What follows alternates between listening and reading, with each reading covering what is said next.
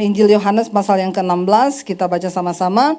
Ini adalah nasihat Yesus sebelum dia pergi meninggalkan dunia ini, saudara, kepada murid-muridnya. Waktu itu Yesus tahu dia akan mati, lalu dia akan pergi tinggalkan dunia ini. Tetapi sebelum dia pergi, dia tinggalkan pesan bagi murid-muridnya. Kita baca sama-sama ayat yang pertama. Injil Yohanes pasal 16 ayat yang pertama berkata begini. Ya, semuanya ini kukatakan kepadamu supaya kamu jangan kecewa dan menolak aku. Ya, Yesus memberitahukan ini kepada murid-muridnya. Kamu jangan kecewa dan menolak aku. Bukankah kita semua tahu bahwa mengikut Tuhan itu bukan bicara tentang enak-enak? Amin. Nggak ada amin ya? Yesus berkata begini, jika engkau ingin jadi muridku, pertama sangkal dirimu, pikul salibmu, lalu ikut aku. Ya, bicara mengikut Tuhan bukan enak-enak aja, berdoa dijawab, dapat mujizat, ini enak semuanya. Lalu kesaksian kita yang enak-enak. Kesaksian Kristen di Indonesia sama Kristen di China itu beda. Ya, kesaksian Kristen di Indonesia itu ada masalah dijawab tepuk tangan jemaatnya. Kesaksian di China mereka ibadah sembunyi, dikejar-kejar, mau dibunuh sama tentara. Kesaksian di sana seorang anak yang ikut Tuhan sungguh-sungguh sembunyi dari orang tuanya. Dia punya iman kepada Kristus. Satu saat tiap hari dia disiksa sama orang tuanya, saudara, karena dia ikut Yesus. Tapi dia tetap percaya, dia tetap ikut Tuhan. Satu saat waktu dia mau berangkat di sekolah, dia ditabrak dan meninggal di tempat. Kalau Kristen di Indonesia dengar begini, dia bilang, ya Tuhan tidak beserta. Tapi ketika dia mati, orang tuanya bertobat. Mama papanya terima Yesus. Dan hampir setiap minggu mereka mengajak jiwa baru, kurang lebih 6-7 jiwa baru. Seringkali ada yang harus dikorbankan untuk Tuhan. Kekristenan berbicara tentang pengorbanan, amin. Kita nggak bisa bicara ikut Tuhan kalau kita nggak mau bayar harga. Orang Kristen yang benar harus mau bayar harga. Ketika saya percaya Yesus, semua udah dengar kesaksian saya ya. Udah pada dengar? Halo, ada orang di sini? Ya, banyak yang belum dengar? Oh, banyak ya. Banyak jiwa baru berarti ya. Haleluya ya saudara ya. Iya, nama saya Debbie Basir, tapi saya nggak ada hubungannya sama Abu Bakar Basir. Dari latar belakang yang sama, papi saya haji dan saya terima Yesus tahun 95. Apa yang tidak pernah kita pikirkan, apa yang tidak pernah timbul dalam hati itu yang Tuhan sediakan. Yesus berkata bahwa kekristenan itu pilihan, ya. Kalau bukan Allah yang pilih kita nggak mungkin. Makanya Yesus berkata, ya bukan kamu yang memilih aku, tapi aku yang pilih kamu. Jadi kita ini adalah orang pilihan Tuhan. Kalau Anda tidak dipilih Tuhan, Anda tidak akan ada pada hari ini di sini. Bilang kanan kirimu, kamu tuh dipilih Tuhan loh. Ya, kalau kita nggak dipilih Tuhan, kita nggak ada saudara. Akhirnya saya dari kecil sudah diwanti-wanti sama papi saya jangan berteman dekat sama orang Kristen, apalagi pacaran. Kalau kamu sampai jatuh cinta sama laki-laki Kristen, apalagi menikah sama laki-laki Kristen, dengar kata papi saya, lebih baik papi bunuh kamu daripada kamu bikin malu keluarga. Dan itu tertanam di dalam benak saya. Dan saudara nggak usah heran ya, waktu saya jadi Kristen papi saya bilang gini, papi kalau bunuh kamu, papi dapat pahala loh di sorga. Saudara bingung ya, kok bisa ada orang punya pemahaman begini? Kita lanjutin dulu baca biar saudara nggak usah bingung ya. Baca ayat 2 dan 3 saudara. Ayat 2 berkata begini dengan suara yang keras, baca jadi nggak usah tanya lagi. 1, 2, 3. Kamu akan dikucilkan, bahkan akan datang saatnya bahwa setiap orang yang membunuh kamu akan menyangka bahwa ia berbuat bakti bagi Allah. Yesus sudah menuliskan hal ini. Jadi nggak usah heran, nggak usah tanya. Kenapa dibom, kenapa dibunuh kok dapat pahala. Nggak usah bingung lagi, Yesus sudah kasih tahu. Ini nubuatan yang Tuhan tulis dan sudah terjadi. Ya. Jadi waktu saya baca ini saya sudah nggak heran lagi. Kenapa? Yesus sudah menulis. Dia bilang apa? Mereka akan berbuat ya demikian karena mereka tidak mengenal Bapa maupun anak. Mereka nggak kenal Tuhan. Nggak kenal jalan-jalannya. Ada saatnya kamu akan dibunuh. Bahkan ketika engkau dibunuh, ya dia berpikir dia berbuat bakti pada Allahnya. Papi saya bilang, papi kalau bunuh kamu, papi dapat pahala di sorga. Saya sudah nggak bingung dan ini lagi bertanya kenapa Tuhan. Memang Tuhan sudah ngomong. Udah ada ditulis di Alkitab. Akhirnya saya saudara waktu itu terima Yesus ya karena dulu sebelum bertobat saya pelatih senam aerobik saudara. Makanya gayanya begini nih. Ya. Dan tanpa pengenalan yang benar akan Tuhan saya nggak pernah tahu tujuan hidup saya mau kemana. Karena saya pikir ya saya dilahirkan, setelah lahir besar cari kerja dapat duit hidup ya udah mati. Cuman itu pikiran saya. Saya nggak pernah tahu bahwa Tuhan itu punya rencana bagi saya di dunia ini dan juga saudara katakan. Ya, Tuhan punya rencana bagi kita di dunia ini. Bilang kanan kirimu, Tuhan tuh punya rencana atas hidupmu. Ya, benar saudara, Tuhan tuh punya rencana. Lalu apa rencana Tuhan itu? Lalu saya nggak ngerti, akhirnya saya tertekan di dalam keluarga karena papi saya tuh galak banget, tiap hari main pukul. Saya kalau dipukul saudara sampai biru-biru badan saya merayap minta ampun nggak diampuni. Ya, dihajar pakai ikat pinggang sampai biru-biru, dipukul pakai kayu, rambut saya mau dibotak, dijambak segala macam. Nangis minta ampun nggak diampuni. Mami saya bilang gini, kamu maklum aja kenapa papi begitu, dia itu punya banyak ilmu. Salah satu ilmu yang sangat mempengaruhi papi saya ketika dia belajar ilmu kebal. Di tengah laut, di tengah malam, bulan purnama sama dukun diisi ilmu kebal, dimandiin. Dan sejak saat itu semakin menjadi-jadi, tiap hari marah, nggak pernah ada hari tanpa marah dan tanpa mukul. Makanya saya bilang orang Kristen yang tiap hari marah-marah, pasti ada ilmu kebal itu. Harus didoakan pelepasan. Kenapa? Karena Tuhan panggil kita untuk hidup dalam kerajaan Allah. Apa itu kerajaan Allah? Roma 14 ayat 12 berkata begini, sebab kerajaan Allah itu bukan soal makanan, bukan soal pakaian, bukan soal rumah mewah, bukan soal mobil mewah, bukan semua yang serba mewah yang Anda pakai di dunia ini. Tapi kerajaan sorga berbicara tentang kebenaran, damai sejahtera dan sukacita oleh Roh Kudus. Kita gak bisa bohongi diri kita. Mau semewah apapun yang kita pakai hari ini, kalau engkau tidak hidup dalam kebenaran, maka hidupmu tidak akan ada damai. Dan ketika engkau tidak punya damai itu, engkau tidak punya sukacita. Yesus datang ke dalam dunia bukan bawa agama Kristen. Saudara, jangan bangga ketika engkau cuma jadi Kristen. Karena bukan orang Kristen yang masuk surga, amin. Yesus gak pernah berkata kalau kamu jadi Kristen kamu pasti masuk surga. Gak ada ayatnya. Dia bahkan berkata tidak semua, bukan karena sebab bukan semua orang yang berseru padaku Tuhan, Tuhan yang akan masuk dalam kerajaan Allah. Tapi mereka yang melakukan kehendak Bapa di sorga. Kalau Yesus berkata ayat itu bukan setiap orang yang berseru padaku Tuhan, Tuhan. Siapa yang menyebut Yesus itu Tuhan? Agama apa coba?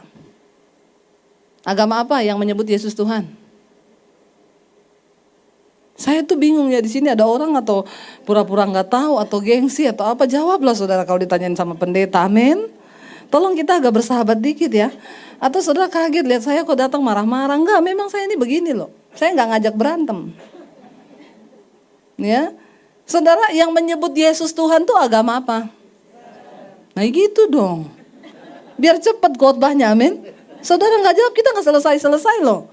Saudara hanya agama Kristen yang menyebut Yesus Tuhan. Berarti ayat ini ditulis buat siapa?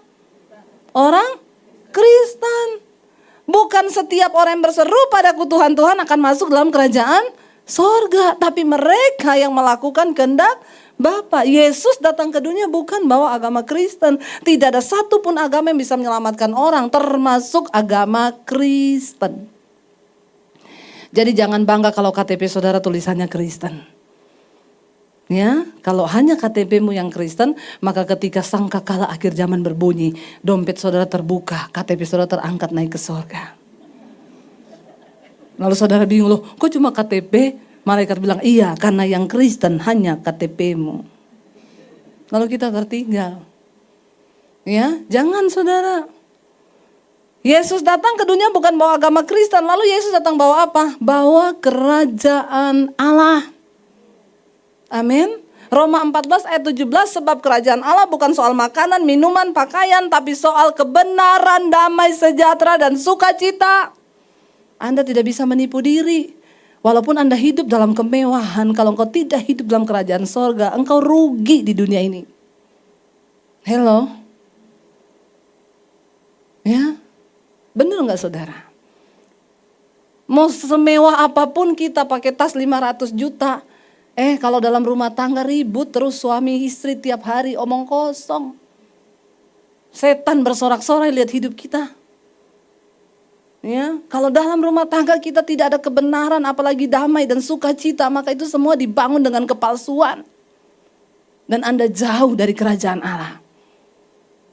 Kenapa Yesus harus datang ke dalam dunia ini? Saya harus memulai dari awal lagi karena banyak orang Kristen nggak tahu. Ini saudara bisa pakai sebagai metode untuk penginjilan kepada orang-orang yang belum terima Yesus. Pertama kali Tuhan menciptakan bukan setan. Yang pertama kali Tuhan ciptakan apa? Malaikat. Namanya Lucifer, dia memimpin pujian di sorga. Lalu dia memberontak, lalu dia dibuang kemana? Setan waktu memberontak dari sorga dibuang kemana? Yang lulus kom berapa banyak? Ya, itu loh yang Alkitab bilang. Kalau dilihat secara umur, harusnya Bapak Ibu ini sudah jadi pengajar. Tapi asas-asas tentang kekristenan aja belum ngerti. Astagfirullah subhanallah. Setan, malaikat dibuang, memberontak sama Tuhan di sorga, dibuang kemana? Bumi. Waktu itu bumi masih kosong. Ketika setan dibuang ke bumi, dia membangun kerajaannya dan sistem kepemerintahannya di dunia ini. Lalu Tuhan ciptakan manusia yang serupa dan segambar dengan Allah dan sangat dikasihinya. Pertama kali manusia diciptakan, kita ditempatkan di mana? Taman Eden. Nggak perlu kerja, pengen makan durian, tinggal ngomong durian, jatuh, terbuka, makan enak. Ya, mau ngapain ada semua. Tapi akhirnya setan membujuk manusia, lalu manusia pun jatuh ke dalam dosa. Ketika manusia berdosa, Allah itu kudus, manusia berdosa, kita terbuang dari hadapan Allah. Lalu manusia dari Taman Eden dibuang kemana? Sekarang kita ada di mana? Kita dibuang juga ke bumi. Berarti kita hidup satu nusa kambangan sama setan. Bilang amin dong. Nggak usah takut ya, bilang amin saudara. Kita hidup satu nusa kambangan sama ngomongnya biasa aja ya. Ngomong setan. Ya, jadi kita hidup satu nusa kambangan sama setan. Makanya di dunia ini tidak enak. Mau sehebat apapun kita dekat dengan Tuhan, yang namanya dunia tuh nggak enak. Ada yang bilang dunia ini enak? Siapa yang ngomong dunia enak? Udah rohani semua ya. Yang masih suka dugem-dugem, enak gak dunia? Gak usah sok rohani ya. Ya, dunia enak gak saudara? Gak enak dunia ini. Kenapa? Karena ini tempat terkutuk. Dunia ini tempat pembuangan. Kita hidup satu nusa kambangan sama setan. Makanya jangan habiskan energi hidupmu untuk sesuatu yang nilainya tidak kekal di dunia. Cari duit boleh, tapi jangan mata duitan, amin. Kenapa Anda tertawa? Bilang kanan kirimu, jangan mata duitan. Hello, pakailah kekayaan yang Tuhan titipkan kepadamu untuk sebuah tujuan membangun kepentingan kerajaan Allah di bumi. Amin. Benar saudara, karena semua nanti akan dipertanggungjawabkan pada hari yang terakhir. Jangan engkau pikir kekayaan yang diberikan di tanganmu itu hari ini adalah milikmu. Semua hanya titipan Tuhan. Dan semakin banyak engkau dipercayakan, maka semakin banyak pula engkau akan dituntut. Dunia ini gak enak. Ya, siapa bilang dunia ini enak? Jangan habiskan energimu, engkau kehilangan kebahagiaan dalam rumah tangga cuma karena mengejar uang. Waktu kita mati kita gak akan bawa satu pun dari apa yang kita punya. Seringkali orang lupa diri. Dia cari semuanya, ketika nafas hidupmu Tuhan ambil daripadamu. Apa yang akan engkau lakukan? Bukankah Yesus menulis sebuah perumpamaan di Alkitab tentang orang kaya? Semuanya ada dalam lumbung-lumbungmu, harta, kekayaan yang tidak akan habis sampai berapa keturunan. Bersenang-senanglah, bersukacitalah, nikmati semua yang kau punya. Lalu Tuhan bilang, hai orang kaya yang bodoh, kalau hari ini nyawamu diambil daripadamu, untuk apa semua yang kau sudah cari itu? Kita gak bisa pegang kendali atas dunia ini, atas hidup kita. Gak bisa. Ingat akan Tuhan senantiasa. Siapa yang mau hidup sampai 100 tahun? Enggak ada yang mau? Siapa yang enggak mau?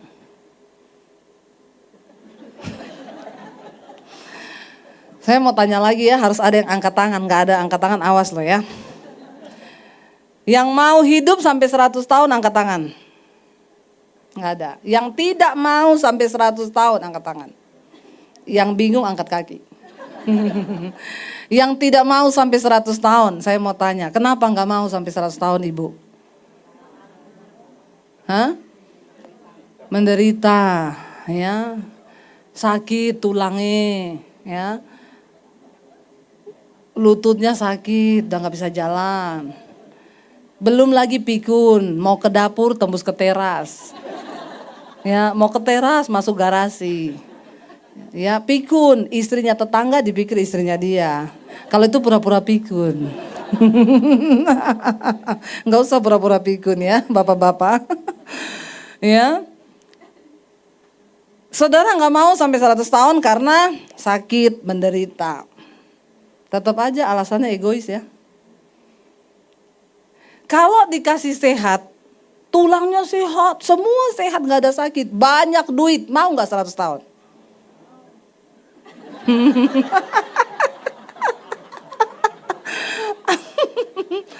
Ya, ternyata gampang sekali mengubah cara pandang saudara ya. Kasih duit aja dan semua yang enak. Langsung berubah, mau. Oh, kamu ketahuan mata duitan. Ya, begitu kasih duit semuanya serba ini mau. Saya tetap nggak mau. Kenapa? Karena dunia ini bukan tempat kita yang sesungguhnya. Ada saatnya kita kembali ke tanah kekekalan yang Tuhan sediakan bagi saudara dan saya. Bukan di sini tempat kita, atau bukan di sini.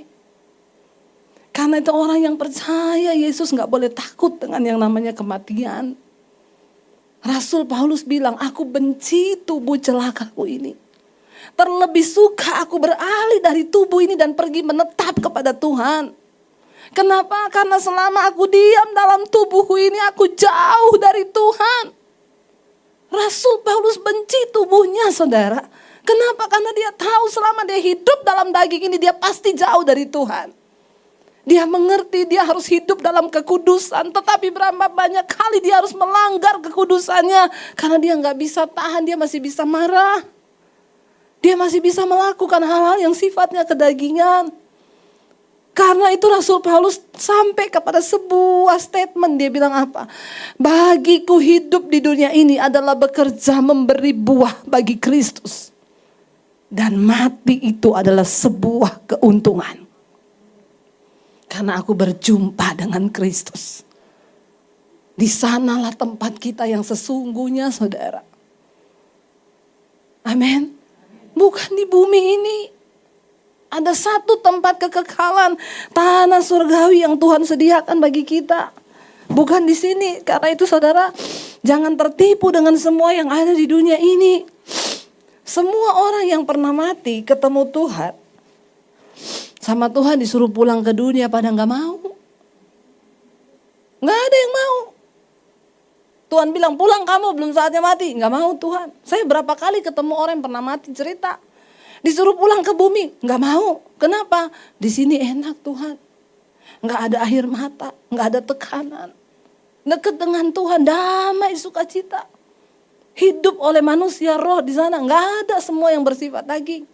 Tuhan bilang pulang ke bumi, gak mau. Kenapa? Di sini gak ada debt collector. Ya, gak ada target yang harus dikejar. Mikirin urusan kerjaan, gak ada. Ya, Tuhan suruh pulang, gak ada yang mau. Tapi Tuhan bilang belum saatnya, kamu harus pulang. Jadi saudara gak perlu takut dengan yang namanya kematian. Bagian kita, persiapkan diri. Semua bisa terjadi, nggak usah bicara bom dulu baru mau mati. Ada banyak orang mulai ketakutan, wih bom di mana-mana. Setiap waktu kita bisa mati, amin. Nggak usah tunggu bom meledak baru mati, nggak usah. Orang duduk di kursi aja bisa mati. Saya punya saudara, pulang jalan-jalan pagi duduk di sofa sama istrinya ngobrol. Istrinya bilang, aku mandi dulu ya, iya. Pergi mandi 10 menit, keluar suaminya udah meninggal di sofa. Sampai istrinya nangis, kamu mati kenapa nggak ngomong-ngomong? Ya namanya juga mati, masa pamit? Pamit itu piknik. Orang mati gak pamit. Dia bilang kalau saya tahu kamu mati, saya gak mandi tadi lah. Lah benar, siapa yang tahu? 10 menit ditinggal kamar mandi, roh maut lewat, tarik nyawanya, pulang. Orang kaya. Kurang apa coba? Gak ada yang tahu hidup ini saudara. Teman saya suaminya matinya simpel gini, lihat, ini plafon rumah kita bocor loh. Ya udah panggil tukang ya, nggak usah kata suaminya. Saya bisa kok, cuman pendek, nggak usah panggil tukang.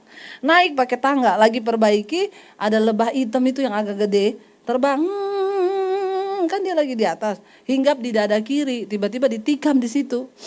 Dia bilang pusing ya, turun, pingsan sampai di bawah, dibawa ke rumah sakit, di jalan meninggal. Dokter bilang gini, Bu, ini sebenarnya lebah biasa loh. Kalau dia tikam di bibir atau di kuping cuman bengkak, Bu. Persoalannya dia tikam pas di pembuluh darah yang di jantung. Racunnya langsung masuk ke jantung tanpa dinetralisir dalam darah, langsung berhenti jantungnya. Istrinya berpikir, kalau saya tahu saya panggil tukang yang naik. Berarti yang diharapkan mati siapa?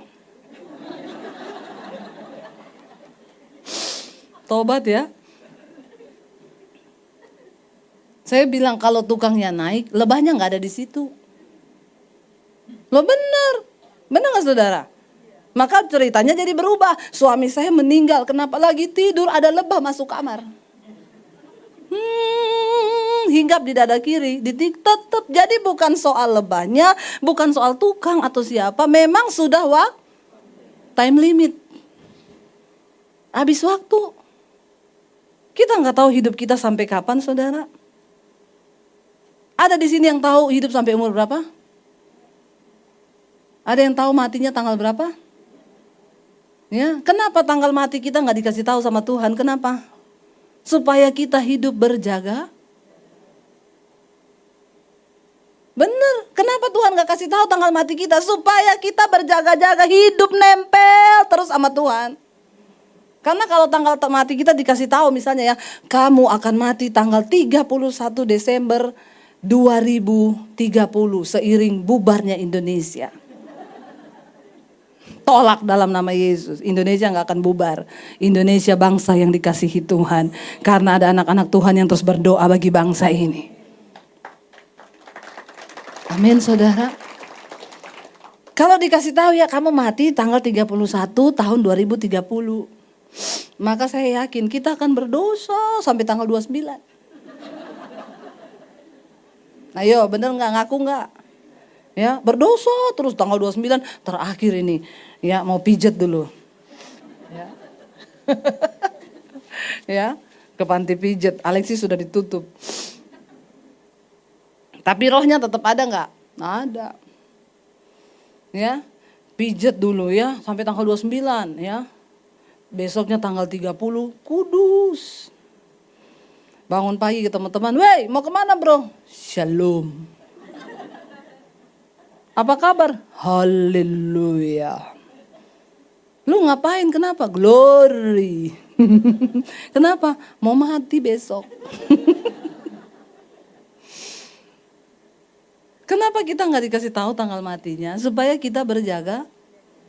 Makanya ada pepatah yang berkata, hiduplah seolah-olah engkau akan mati besok. Kalau kita semua tahu kita mati besok, hari ini kita ngapain? Kudus banget.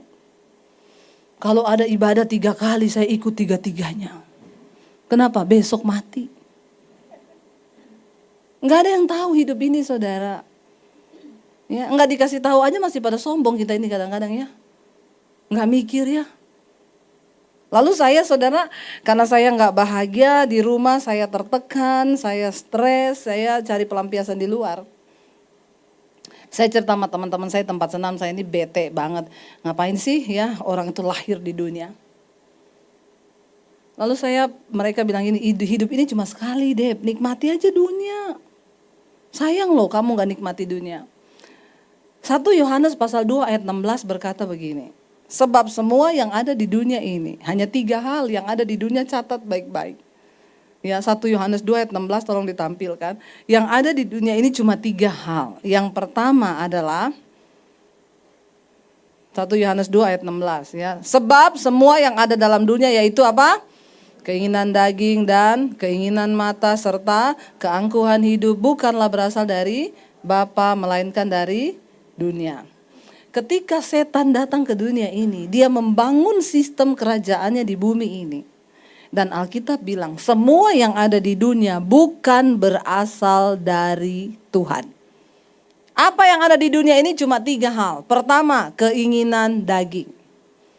Apa itu keinginan daging? Galatia 5 bilang, percabulan, kenajisan, hawa nafsu, nafsu jahat, iri hati, kebencian, dendam, amarah, keserakahan, dan rupa-rupa kejahatan ada dalam daging kita. Dan barang siapa yang hidup menurut daging, maka dia akan mati binasa. Tetapi jika oleh roh engkau mematikan perbuatan dagingmu, maka kamu akan hidup, kata firman Tuhan. Amin saudara. Yang pertama ada keinginan daging. Semua punya daging gak? Ingat ya, dagingmu itu punya keinginan. Ya, makanya agak dikurang-kurangi berat badannya. Enggak. Ya, mau gendut, mau kurus tetap sama yang namanya keinginan daging ya.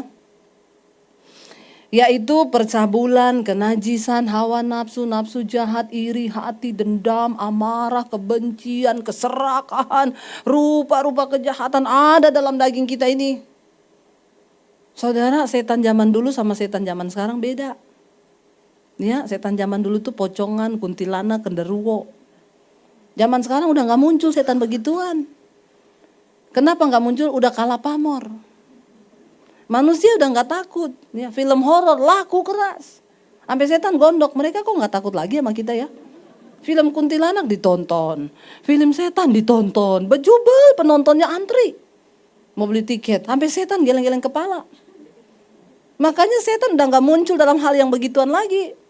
Ya, setan-setan zaman dulu sembunyi di gedung-gedung tua, di pabrik tua, sembunyi ngumpet, didatangi loh sama produser sama kameramen. Datang ke gedung tua ngapa? Cari setan mau di syuting. Ambil setan stres. Kata setan gini, memang sudah akhir zaman ya. Kenapa kata temannya? Lihat ya, bukan kita yang ganggu manusia, manusia yang ganggu kita. Sekarang semua manusia kesetanan loh. Ambil setan protes sama Tuhan, saya gak mau jadi setan lagi Tuhan. Kenapa? Manusia lebih setan dari setan. Ya. Setan mau dibikin film, sutradara datang, ngumpet setan loh. Kata setan, saya gak mau jadi bintang film. Cari aja yang lain, akhirnya orang kerasukan di syuting. Ya, setan stres. Kata setan, tidak ada tempat aman lagi bagi kita di dunia ini. Nah karena setan udah stres, dia tahu udah makin zaman, dia berinovasi. Setan zaman now. Setan zaman now tidak lagi menakutkan ya, kuntilanak, pocongan, udah enggak. Kata kuntilanak gini, aku sama orang Kristen lebih kudus aku.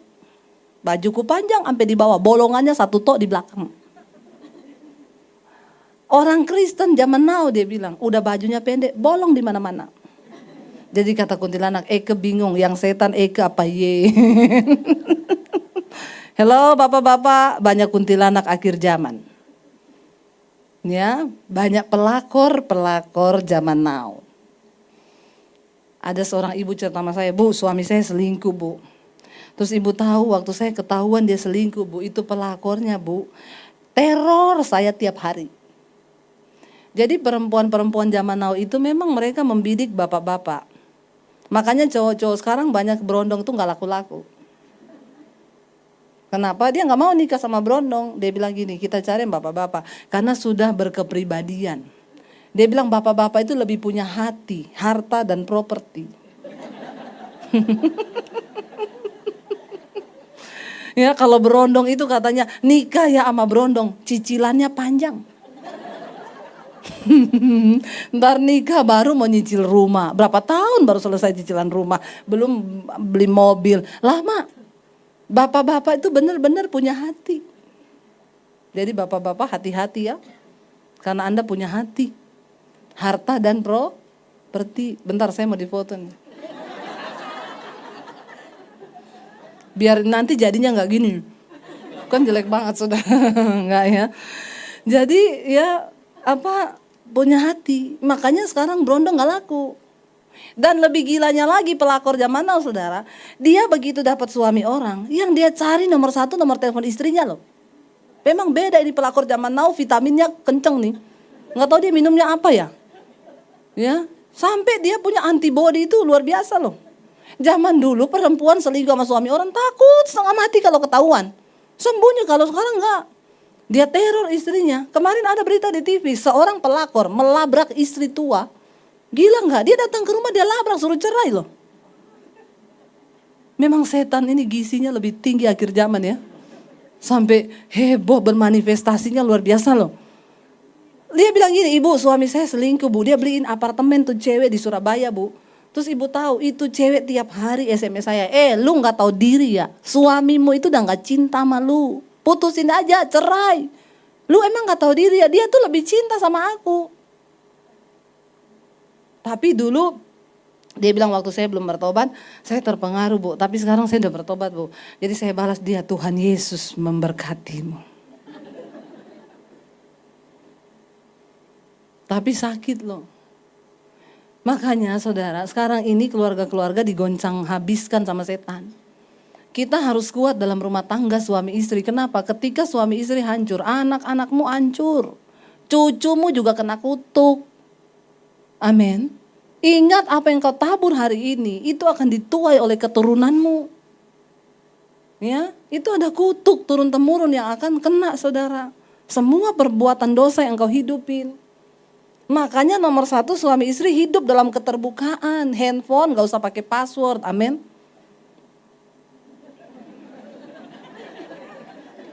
Ketahuan ini masih banyak yang pada pakai password ya. Kalaupun pakai password suami istri harus saling tahu. Gak apa-apa tuker-tukeran, ada loh. Orang Kristen suami istri gak boleh istrinya pegang HP suaminya, gak boleh. Ini harus dibaptis ulang. Dan kita rendam agak lama. 5 menit gitu. Dia buka mata langsung di rumah Bapa di sorga. Langsung masuk sorga. Daripada hidup lagi terus bikin ulah lagi. Bener loh bapak-bapak, jangan ya. Jangan simpan-simpan HP. Gak apa-apa, saya sama suami kadang tuker-tukeran loh. Itu kan kenapa istri ada di sampingmu. Istri itu teman pewaris kerajaan Allah. Dia akan jadi penolong dan juga satpam buatmu. Amin bapak-bapak. Ya, demikian juga istri-istri, kita terbuka sama suami kita. Kalau ada yang ganggu, bapak-bapak kasih tahu sama istrimu. Ya, perempuan-perempuan zaman now menyamar jadi sales credit card, nanti telepon, terus nanti ajak kencan. Ya, terus nanya, "Pak, udah makan belum?" Bilang, "Udah, istri saya masak nasi goreng pedes banget. Kayak sambel." Hati-hati loh saudara ya, jangan ditutup-tutupin. Makanya satu kali ada bapak-bapak, dia bilang sama istrinya gini, saya mau bikin kopi nih, gula di mana? Kata istrinya, itu loh di botol ya ada tulisannya garam. Nah kok bisa gula ditulis garam? Biar gak ketahuan semut. Terus suaminya kan bingung, loh kok bisa gitu? Kata dia, kan kayak kamu Pak, HP-mu Wanti, lu tulis Wanto. Hello. Jadi kalau HP-nya bunyi isinya tanya siapa itu yang telepon? Pak Wanto. Padahal waktu diangkat, halo. Bertobat. Yang benar begitu nggak usah angkat tangan bapak-bapak ya. Di rumah saja bertobat. Lo benar nggak saudara? Ya, akhirnya saya nikmati dunia, keinginan daging yang pertama. Percabulan, kenajisan, saya ke diskotik, ya, saya dugem, saya lakukan semua hal, saya bersinah. Itu yang setan taruh dalam diri kita. Lalu Alkitab bilang di dunia ini yang kedua yang ada itu keinginan mata. Mata manusia itu ada puasnya enggak? Halo? Mata kita ini ada puasnya enggak? Enggak ada puasnya manusia itu, ya.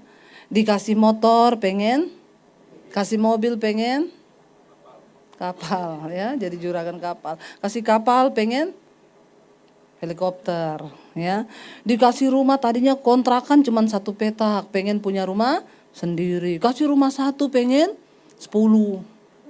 Udah punya rumah 10, beli tanah di mana-mana. Udah punya kapling di mana-mana, ya. Punya hotel, punya villa, ya. Udah punya rumah di sorga belum? Udah punya kapling di sorga? Jangan lupa ya saudara, jangan cuma beli kapling di bumi ya. Nanti di sana kita harus ada kapling loh. Jangan cuma kaya di bumi, tapi engkau melarat di hadapan Tuhan. Lalu dikasih ini, tetap gak ada puasnya manusia itu. Pengen mata kita tuh pengen terus. Berapa banyak yang udah menikah di sini? Ya, yang sudah menikah. Bapak yang pakai baju hitam deh. Nah, sudah menikah ya Pak? Itu istrinya ya Pak? Menurut Bapak istrinya cantik gak?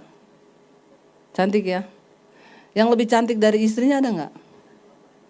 Hah? Mama?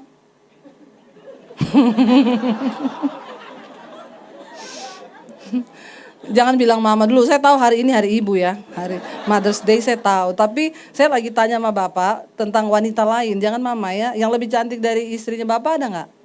Gak ada. Jadi cuman ibu yang paling cantik.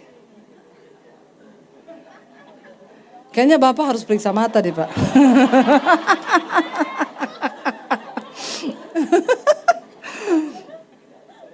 Ya mirip sama suami saya saudara. Kalau saya tanya saya, menurut kamu saya cantik gak cantik? Cantik banget. Yang lebih cantik dari saya ada? Gak ada. Kamu paling cantik seluruh dunia. Saya bilang pret.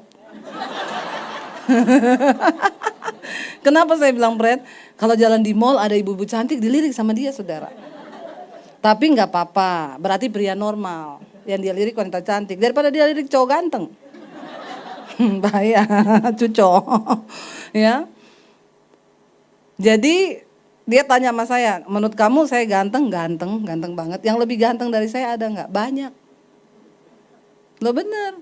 Tapi di antara semua yang ganteng itu, kamu yang terbaik buat saya. Amin ya Pak ya. Yang cantik banyak ya Pak. Ngaku aja Pak. Jangan takut dicubit istri. Ya. Itu kan lebih baik jujur walaupun menyakitkan. Ya, mata itu nggak pernah ada puasnya. Ibu-ibu yang beli tas baru, survei membuktikan itu keinginanmu cuma bertahan 90 hari. 3 bulan engkau punya tas baru, buktikan. Abis itu engkau udah bosen. Lihat yang baru pengen lagi, bener nggak? Tingkat kepuasan manusia 3 bulan pertama beli mobil, dielus terus itu mobil. Nanti udah 3 bulan berikutnya udah gak ada, pengen lagi, lihat lagi yang baru, pengen lagi yang baru. Tapi hati-hati Tuhan bilang, jangan engkau memuaskan semua keinginan tubuhmu untuk engkau turuti semua keinginannya. Keinginan daging itu bahaya. Keinginan mata, yang terakhir yang ada di dunia adalah keangkuhan hidup, yaitu kesombongan. Siapa yang gak sombong? Ampuni ya, sombong semua di sini ya. Ada orang bilang gini, itu Bu, mentang-mentang kaya sombong sekali Bu. Orang kaya sombong ya biasa, miskin sombong aja banyak. Bener gak saudara? Enggak kaya, enggak miskin, semua orang punya bakat sombong. Tapi Tuhan menentang orang yang sombong. Mau kaya mau miskin kita semua ini sama, cuma tercipta dari tanah. Mati nanti balik kembali jadi tanah. Tapi kalau hidupmu terlalu banyak masalah, saya curiga Anda dicipta dari tanah sengketa. Harus didoakan pelepasan itu. Ya. Jadi saudara nggak boleh sombong. Yang ada di dunia ini yang ketiga adalah keinginan, kesombongan, keangkuhan hidup. Cuma 3 ini yang ada di dunia. Maka jangan mau lama-lama di dunia. Amin. Kita harus tinggalkan dunia ini. Kematian adalah awal sebuah kehidupan dalam kekekalan. Kekal di surga bersama Bapa di surga kalau hidupmu benar. Kekal di neraka jika hidupmu tidak benar. Persiapkan hidup kita. Ini saya sampai jam berapa? Udah habis waktu ya Bu? Belum ya? Sampai jam berapa Pak? Ya. Jadi saudara, ya, harusnya kita selesai jam 12 ya. Tapi saya khotbahnya sampai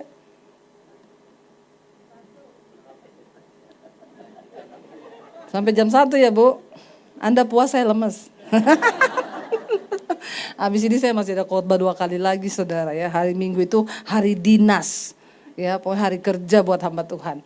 Jadi ya kita hidup ya di dunia ini cuma ada 3 hal ini. Ya, maka jangan betah-betah. Yesus kenapa datang ke dunia? Dia datang membawa kerajaan Allah. Waktu dunia ini udah hancur, dia lihat manusia hidup di dalam terkutuk hidupnya, menderita. Dia harus turun ke bumi. Saya nginjilin satu bapak sopir Grab. Saya suka kemana-mana tuh naik Grab saudara. Kenapa? Ketemu banyak orang. Kita bisa nginjil. Saya pesan Grab yang ambil namanya Muhammad. Waduh, Muhammad. Ya udahlah. Dia datang. Ibu Debbie Basir, iya. Pak Muhammad, iya. Naik Bu, naik. Pakai kopiah putih. Gantungan di mobilnya tasbih. Pak ini lagi apa rame-rame tuh Pak di radio tuh Pak. Dia kan putar radio. Ini Bu, Setia Novanto itu loh Bu. Oh, yang ditabrak tiang listrik ya? Iya gini-gini, oh ya udah. Terus dia bilang gini, tapi ibu jangan salah loh, itu Setia Novanto itu kan istrinya satu suku sama ibu. Loh emang bapak tahu saya suku apa? Ibu Chinese kan? Haleluya saudara ya. Saya ada tampang Chinese kah? Ya kalau buka kacamata kayaknya cipit ya. Saya bilang bukan Pak, ya saya ini asli dari Sulawesi. Terus dia bilang gini, oh kalau gitu ibu pribumi dong. Bukan Pak, saya peribulan. Ya, saya bilang Bapak jangan ngomong-ngomong pribumi. Semua orang yang lahir di Indonesia, mau orang Arab, orang mana, orang Sunda, orang mana, orang Chinese, kalau dia udah punya akte lahir di Indonesia itu artinya Pak NKRI harga mati. Amin. Kita kan naik Grab ketemu orang kan. Ya, ketemu orang Kristen itu sekarang kan eksklusif, ketemu sesama Kristen, makan sesama Kristen, di mobil sesama Kristen. Terus kita kapan nginjil? Garam kumpul sama garam, nanti jadi gudang garam. Darah tinggi semua, marah-marah berantem, pecah. Jangan, ya keluar beritakan Injil, amin. Biar nggak ketinggian garamnya. Jadi dia bilang gini, oh berarti Bu pribumi ya? Enggak, saya. Oh ya udah Bu, berarti ibu Muslim. Lihat saudara, yang diomongin kalau nggak pribumi bawa agama. Ini orang kategori kebanyakan micin. Ya, jadi gagal fokus. Dia lagi nyetir gini, berarti ibu Muslim ya? Saya bilang dulu Pak, tiba-tiba dia ngerem, cit. Dulu, berarti ibu sekarang apa? Pak lihat ke depan nanti nabrak. Santai aja Pak, biasa aja. Lalu dia bilang, loh dulu berarti ibu sekarang apa? Ya sekarang saya ke gereja. Oh ibu murtad dia jadi Kristen. Ya terserah Bapak sebut saya apa, saya nggak marah kok. Bapak bilang saya juga murtad, saya nggak marah. Tapi saya nggak mau Bapak sebut saya Kristen. Ibu kenapa pindah Kristen? Jangan sebut saya pindah Kristen Pak. Kenapa? Karena nggak semua orang Kristen masuk surga. Makanya buat kami itu agama itu tidak bisa menyelamatkan. Makanya kita nggak pernah bela agama Pak. Apalagi sampai berjilid-jilid. Nggak usah. Ya karena buat kami bukan agama yang menyelamatkan. Lah terus maksudnya ibu mau disebut apa? Saya lebih senang kalau Bapak sebut saya pengikut Kristus. Oh iya, karena kalau pengikut Kristus itu pasti sorga. Ya kalau cuman Kristen belum tentu. Lalu ibu cerita dong kenapa ya ibu bisa beralih jadi, yaitu tadi ibu bilang pengikut Kristus. Ya, saya bilang kalau saya cerita lama loh Pak, mudah-mudahan macet ya. Ya, karena kalau nggak macet gantung nanti, nggak selesai. Terus dia bilang gini, kayaknya kita masuk tol di depan Gatot Subroto macet tuh Bu, boleh tuh Bu.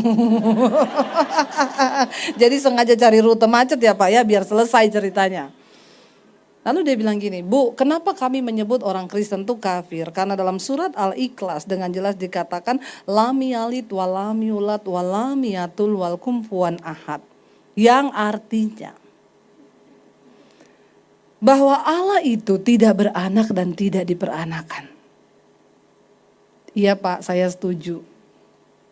Setuju sekali. Kenapa? Karena Yesus itu tidak diperanakan secara manusia. Dia nggak lahir dari persetubuhan antara laki-laki dan perempuan. Di dalam surat Al-Maryam dikatakan bahwa sesungguhnya Isa Al-Masih dikandung dalam kandungannya Maryam oleh Rohulullah, yaitu Roh Allah. Dan dia adalah kalimatullah, firman Allah yang menjelma menjadi manusia. Jadi dia tidak diperanakan secara benih manusia, tapi dia adalah benih ilahi yang dititip dalam kandungannya Maryam. Dia bilang menarik ini Bu. Tapi tolong Bapak garis bawahi, saya tidak mengkristenisasi Bapak. Jadi kalau Bapak rekam ini rekaman, silakan Bapak rekam. Saya nggak mengkristenisasi Bapak loh. Karena udah ada pendeta yang dipenjara kan saudara. Kemarin diputus 6 tahun penjara, dia nginjilin supir Grab. Ya, dianggap mengkristenisasi, tapi karena dia dulu mantan kiai ya, jadi dia tahu semua ayat-ayat ya. Nah dia pakai untuk menyerang, jadi dapat deh. Saya bilang saya tidak mengkristenisasi Bapak loh ya, karena saya juga nggak bangga kalau Bapak jadi Kristen. Terus Bapak ke gereja bikin penuh-penuh bangku gereja, enggak. Saya senang kalau Bapak ketemu Tuhan yang benar, Yesus Kristus. Itu aja.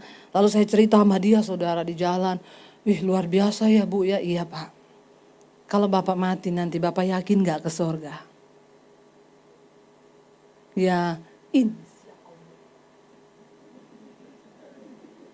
semoga semua mogol dan gagal.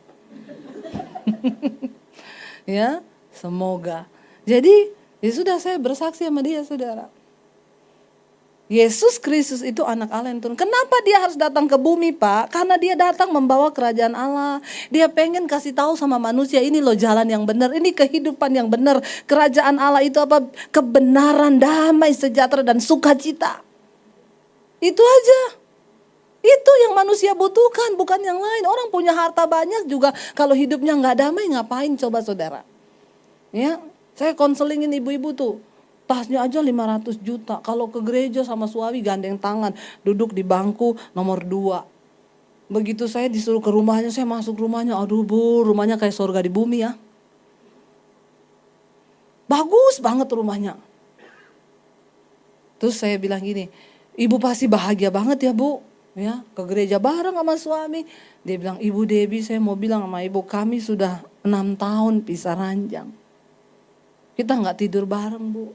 Saya bilang, kenapa Ibu beli ranjang yang kecil? Yang gede biar tidur berdua. Udah gede Bu. Tapi udah gak cocok. Tapi kami gak bercerai hanya untuk demi nama baik. Tuhan ditipu demi nama baik. Saya tanya, loh Ibu kalau ke gereja sama suami tuh gandeng tangan, saya pikir itu Ibu akur-akur aja. Itu hanya sandiwara. Ternyata di gereja banyak pemain. Ya, cuma tidak terekspos di TV. Ya, kalau ke gereja berantem di mobil suami istri, mau dekat ke Menara Sampurna, udah dekat gereja, hapus air matamu. Istrinya dikasih tisu. Nanti pulang gereja kita lanjutkan.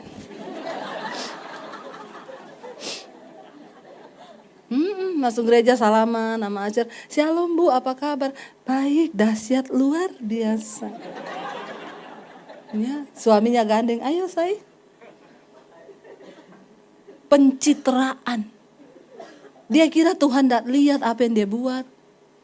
Dia kira Tuhan gak tahu. Alkitab berkata di sekeliling kita ini banyak saksi. Saksi yang pertama itu mata Tuhan. Setiap hari mata Tuhan menjelajah ke seluruh bumi, melihat orang baik dan orang jahat. Itu kata firman Tuhan. Semua rekaman hidupmu ada di CCTV-nya Tuhan. Nggak ada satu pun yang tersembunyi. Bahkan Alkitab berkata satu saat nanti kita semua akan berdiri di hadapan tahta pengadilan Kristus. Di situ akan dibuka semua secara terang-terangan. Bahkan apapun yang terselubung di dalam hati manusia itu akan diungkap. Jadi ingat loh, semua rekaman hidup kita ada di CCTV-nya Tuhan. Ada tuh kemarin kan beredar di WhatsApp dibagiin itu ya. Orang yang takut CCTV lebih daripada Tuhan. Di lift dia nyolong dompetnya orang. Terus dia lihat ada CCTV dia balikin lagi. Takut CCTV daripada Tuhan. Dia gak lihat mata Tuhan tuh menjelajah di seluruh bumi. Ya, ada lagi yang di mall nyolong dompetnya ibu-ibu. Begitu dia nyolong, dia lihat ada CCTV, dia masukin lagi. Orang-orang yang hanya takut pada CCTV manusia, dia lupa bahwa Tuhan itu matanya merekam. Dan mata Tuhan melebihi kecanggihan CCTV manapun juga yang bisa menembus segala ruangan dan tembok-tembok yang tidak terlihat. Jadi satu saat kita semua akan berdiri di hadapan tahta pengadilan Kristus. Lalu akan ditanya, kamu pernah selingkuh enggak? Demi Allah.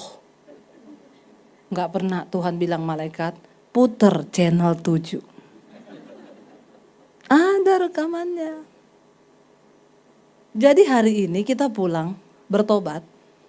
Tuhan, saya mau hapus semua rekaman hidup saya yang lama.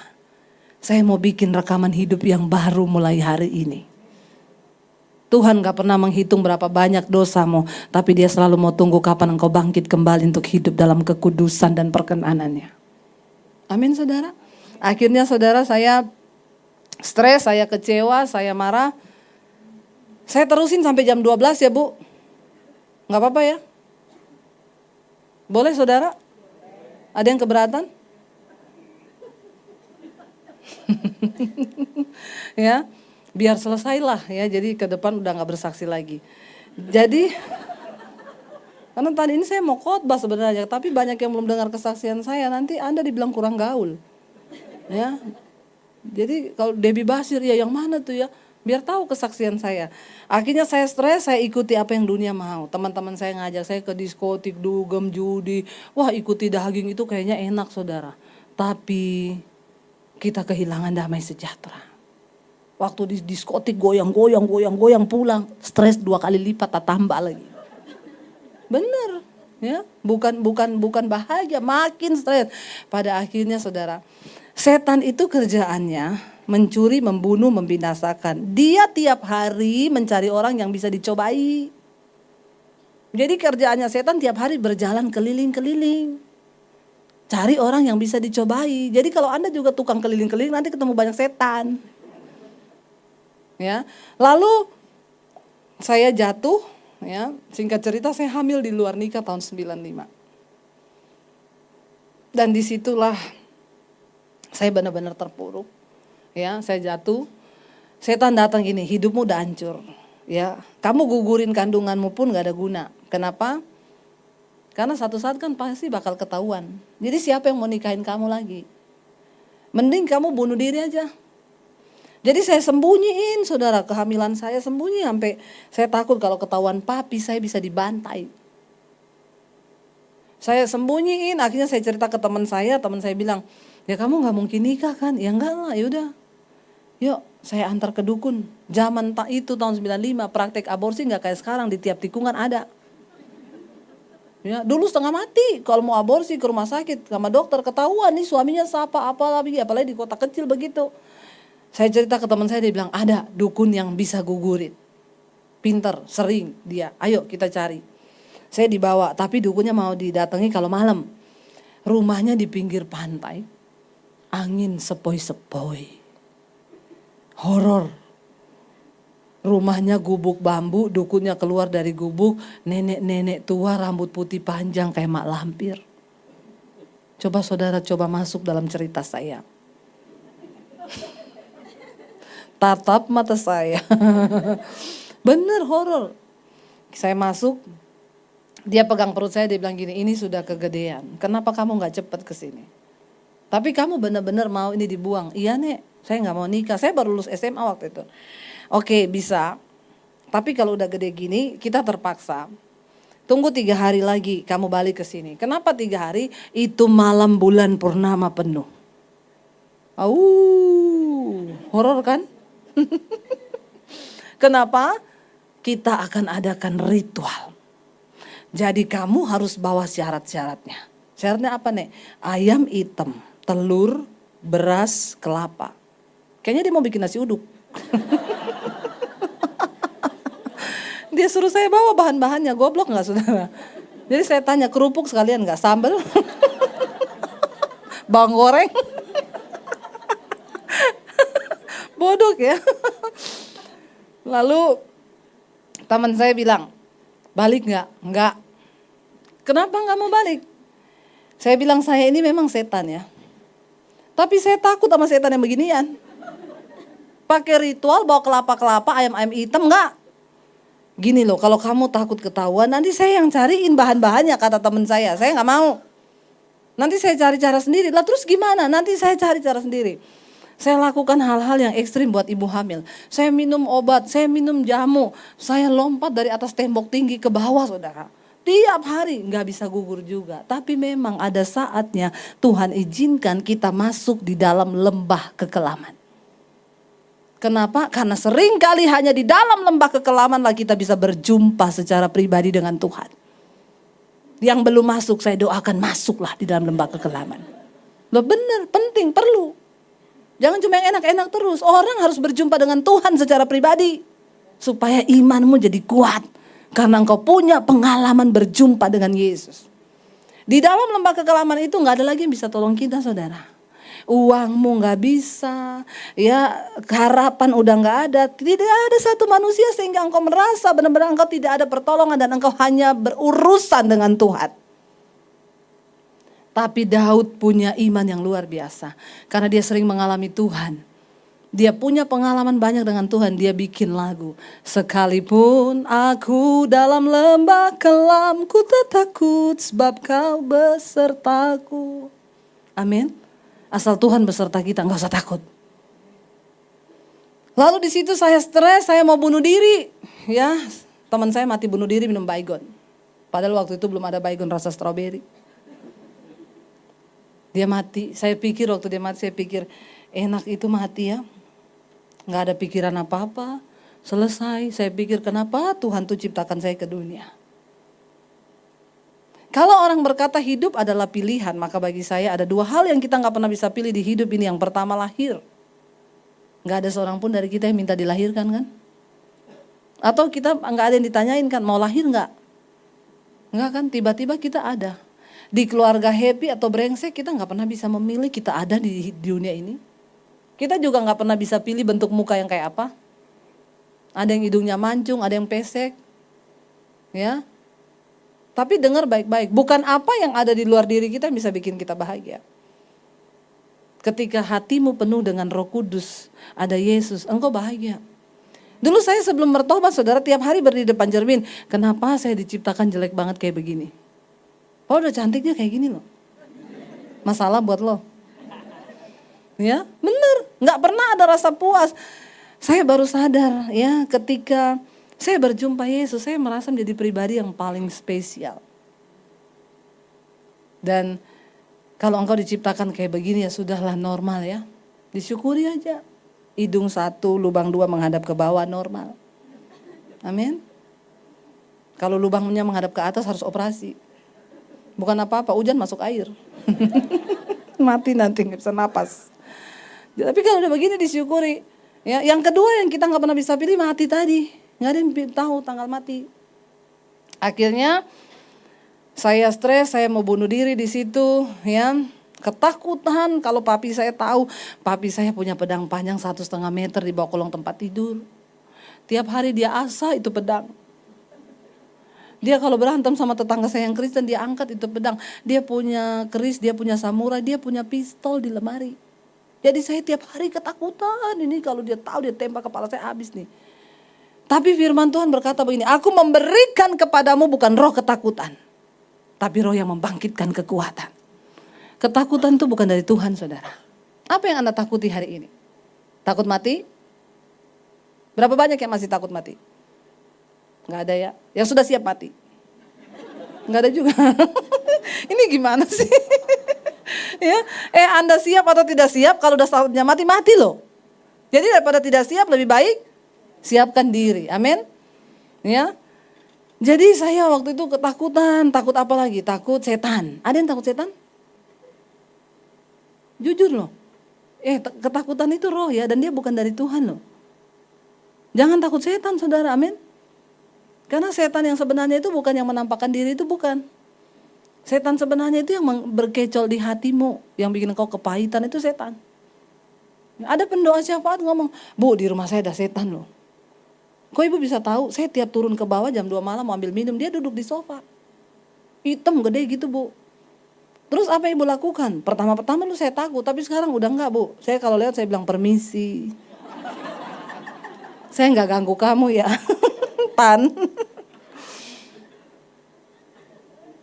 Jadi saya tanya sama dia, Ibu itu sertifikat rumah atas nama ibu atau atas nama setan? Kenapa ibu yang permisi sama dia? Ya harusnya dia dong yang permisi sama ibu. Saya bingung ya, rumahnya pendoa syafaat ada setan. Bingung gak saudara? Dulu pertama kali saya datang di Jakarta, saya kan kontrak rumah. Orang bilang itu ada Bu, murah. Tapi jujur kata satpamnya horor. Saya bilang saya suka itu yang banyak setan. Ya, yang penting murah dulu, ambil dulu. Tapi banyak setan Bu, gak apa-apa. Saya datang, setan pergi. Amin. Jangan saudara datang, setan juga datang. Nah ini gak benar.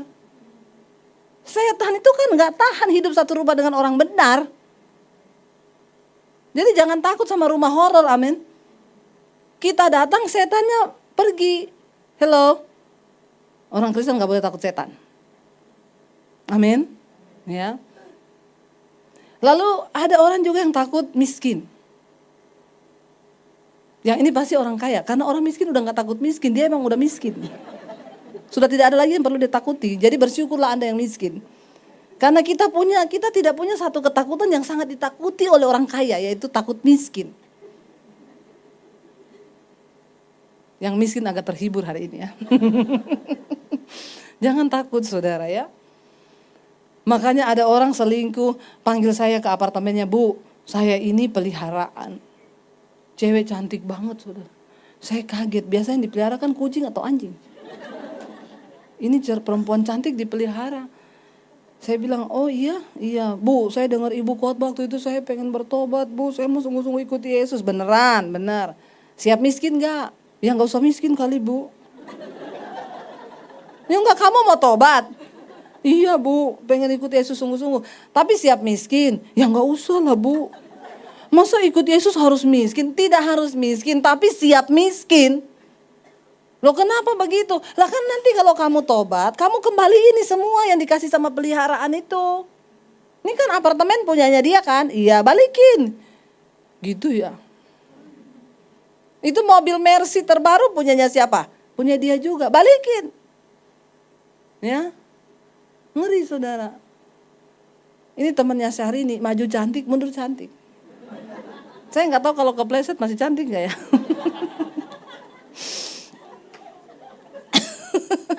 Jadi begitulah saudara ya, orang itu kadang-kadang gitu. Kita ini sampai di satu titik di mana nggak ada lagi yang bisa kita pertahankan. Ya, itu baru benar-benar ikut Yesus. Jadi jangan takut ya. Akhirnya saudara saya di situ saya mau bunuh diri ya, karena saya takut sama papi saya. Dan malam itu ketika saya nangis di kamar saya tulis surat buat orang tua, Papi, Mami, saya cuma mau bilang sekarang saya lagi hamil. Saya nggak tahu mau ngomong apa, tapi kalau saya mati tolong ampuni dosa saya. Ini yang terbaik bagi saya. Lalu malam itu saya nangis, saya cuma bilang ini, Tuhan, sebelum aku mati, aku tahu ada Tuhan di dunia ini, tapi siapa Engkau? Kalau memang Engkau ada, tunjukkan dirimu kepada saya sebelum saya mati. Saya tahu kalau saya mati bunuh diri, saya pasti masuk neraka. Dan kalau semua orang yang mau bunuh diri itu berdoa minta ketemu Tuhan dulu, maka dia pasti gak jadi mati. Karena perjumpaan dengan Tuhan itu yang mengubahkan hidup kita. Dan akhirnya malam itu Tuhan Yesus datangi saya. Roh Kudus turun ke atas saya. Baca yuk ayat yang ke berapa ya? 7 kali ya. Dan kalau ia turun, Injil Yohanes tadi. Nah, namun benar yang kukatakan ini kepadamu adalah lebih berguna bagi kamu jika aku pergi. Sebab jika aku tidak pergi, penghibur itu tidak akan datang kepadamu. Tetapi jika aku pergi, aku akan mengutus dia kepadamu. Ayat yang ke-8 baca sama-sama. Dan kalau ia datang, ia akan menginsyafkan dunia akan dosa, kebenaran, dan penghakiman. Saya malam itu di jamaah Roh Kudus ini yang terjadi. Saya diinsyafkan akan dosa, kebenaran, dan penghakiman. Tidak ada satu pendeta hebat pun yang bisa bikin orang bertobat selain kuasa Roh Kudus. Waktu saya minta Tuhan tunjukkan dirinya, Roh Kudus dikirim. Makanya Yesus bilang, lebih berguna bagi kamu jika aku pergi. Sebab jika aku tidak pergi, roh itu gak datang. Tapi kalau aku pergi, aku kirim dia bagi dunia ini. Lalu saudara, saya di jamaah, saya nangis minta ampun bertobat. Yang tadinya saya merasa benar dengan semua pemikiran saya. Bahkan saya tuduh Tuhan jahat, kurang kerjaan. Engkau ciptakan saya ke dunia, ngapain engkau lahirkan saya? Dasar engkau Tuhan gak ada kerjaan. Orang stres, Tuhan pun disalahin. Mendekati gila. Tapi ketika Roh Kudus masuk, makanya saya bilang, siapa yang bisa mengubah paradigma? Bunuh orang dianggap berbuat bakti pada Allah. Siapa yang bisa ngubah? Cuma Roh Kudus. Saulus yang tadinya seorang teroris, dia bunuh orang Kristen di jamaah Roh Kudus. Dia beralih, benar-benar berbalik 180 derajat. Memberitakan Injil, bahkan rela mati bagi Injil Kristus. Siapa yang ubah? Roh Kudus. Kita minta lawatan Roh Kudus, saudara. Sejak hari itu saya terima Yesus, lalu hidup saya diubahkan. Tapi tantangan mulai datang. Saya diancam mau dibunuh sama keluarga saya. Dan tahun 96 saya diusir dari rumah. Papi saya bilang, kamu pergi dari rumah, jangan bawa satupun ijazahmu. Saya mau lihat Yesus kasih makan kamu seperti apa. Dengan air mata saya keluar, tinggalkan keluarga saya. Mami saya nangis, Debbie kamu nanti mau makan apa? Tunggu mami sama papi mati baru jadi Kristen. Saya bilang, kelamaan mam. Bukan apa-apa, saya bilang mami gak ngerti apa yang saya alami. Tuhan tuh jamah saya mam. Roh Kudus tuh jamah saya, mami gak bisa ngerti dengan apapun. Saya juga gak mau seperti ini mam. Sudah dianiaya lama, setahun saya mempertahankan iman saya loh. Kamu keluar dari rumah ini, kata papi saya. Jangan bawa satupun ijazahmu karena saya yang sekolahin kamu. Saya mau lihat Yesus kasih makan kamu seperti apa. Dari kota Poso saya ke kota Palu 7 jam perjalanan. Gak bawa apa-apa. Saya tinggal di kos-kosannya sepupu saya yang dulu juga dari Muslim. Dia terima Yesus. Untuk bisa dapat makan di situ setiap hari kalau mereka udah berangkat kuliah. Saya cuci baju, saya nyapu, saya nyetrika, saya ngepel, saya masak untuk bisa dapat makan. Kadang cuci baju satu ember gede gak pakai mesin loh, pakai tangan. Nyuci sambil air mata saya jatuh. Iblis bilang, goblok banget kamu jadi Kristen, jadi pembantu. Pulang ke rumahmu, bajumu dicuciin di sana. Saya nangis bilang gini, Tuhan, hidupku bukan aku lagi, tapi Yesus yang hidup di dalamku. Karena aku telah ditebus dan hargaku lunas dibayar. Bahkan aku tidak punya hak atas hidupku lagi Tuhan. Terserah Tuhan. Saya bilang sama setan, aku telah ditebus dan hargaku lunas dibayar. Apapun tidak akan bisa membuat saya lagi meninggalkan Yesus. Itu yang Alkitab bilang, Rasul Paulus bilang. Barang siapa yang sudah berjumpa dengan kasih karunia Kristus, dia gak akan mudah tinggalkan. Entah karena kelaparan, aniaya. Setahun saya alami itu. Tanpa uang 1 sen pun di tangan. Menderita. Setiap hari masuk dalam proses. Rasul Paulus bilang, karena Yesus setiap hari kami berada dalam bahaya maut. Aku dipenjara karam kapal, aku didera, aku hampir mati. Semua karena nama Yesus. Hari-hari ini kita pergumulannya karena apa? Ada di antara kita yang masih mau mati karena nama Yesus? Kita kan hari-hari ini pergumulannya cuma yang alay-alay, bener gak? Gak bisa bayar cicilan, alay gak? Banget. Difitnah, saya gak terima bu, saya difitnah. Di mana harga diriku? Piro harga dirimu? Kalau engkau tahu bahwa hargamu telah lunas dibayar. maka engkau gak punya hak lagi atas harga dirimu. Mau dihina, mau difitnah, biarin aja. Itu bagiannya Tuhan. Foto saya dipampang di satu gereja, jangan diundang, ini hamba Tuhan. Saya cuma nangis, saudara. Gak apa-apa. Kalau Injil yang kami beritakan, kata Rasul Paulus, itu ditutup, maka itu tertutup bagi mereka yang akan binasa. Gak apa-apa, hidup ini jangankan menderita dari pihak sebelah, Rasul Paulus bilang, bahkan dari orang-orang seiman pun kita akan dianiaya. Jangan ngomong dari seberang. Orang yang seiman, saya kalau mau lihat model-model pendeta yang zaman dulu saya ketemu, saya pernah giniin satu pendeta, Pak, saya kalau mau lihat Bapak, saya mau pindah lagi ke agama saya yang dulu, Pak. Cuma untung saya lihat Yesus, Pak, gak lihat Bapak. Amin, saudara. Lo benar. Jadi saudara, ya ikut Tuhan, yuk bayar harga. Yesus bilang kalau engkau ingin jadi muridku, pikul salibmu, sangkal dirimu dan ikut aku. Ikut Yesus itu bukan enak-enak. Saya berdoa setiap kita di tempat ini tidak ada satupun yang tertinggal. Kita akan mengalami Tuhan bersama-sama.